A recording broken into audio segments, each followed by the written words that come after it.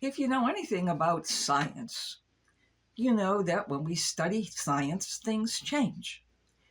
Things change as more knowledge becomes available to us and more technology becomes available to us. And sometimes the things that we used to think were rock solid no longer exist.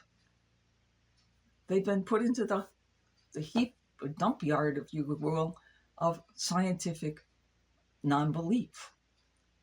And one of those things that happened was in ancient times when man looked at himself and his universe and wanted to know where he fit. There was a scientist called Ptolemy, and he looked at the planets and the stars and tried to put into perspective what this all meant. And he thought that the sun and all the planets and stars revolved around the earth because that's the way they saw things. And they didn't have the telescopes and the technology that we have today to see it any other way. So they made the earth the center of their universe. But then, many, many, many years later, a scientist named Copernicus came along and he looked at the universe again.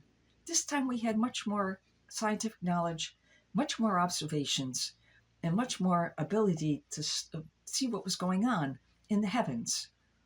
And when he studied the stars, he saw some of the stars over time not only continued to seem to be moving around the sun, but they were doing in what was called retrograde motion.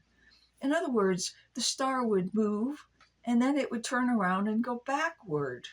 That didn't make sense to Copernicus. So he said maybe the only reason that's happening is because we're looking at it from the wrong point of view.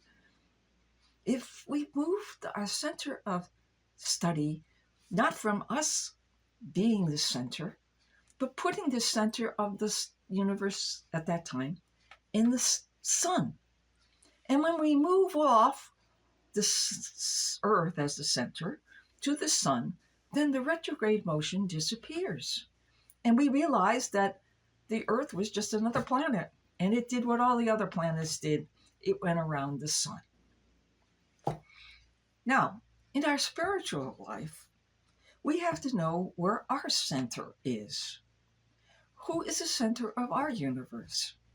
Are we the center of our universe? Or is God the center of our universe? When you look at your daily life, ask yourself, how many times today did I think of God? How many times today did I turn my attention to God? How many times today did I think just of me, of what was going on in my life and what was important to me?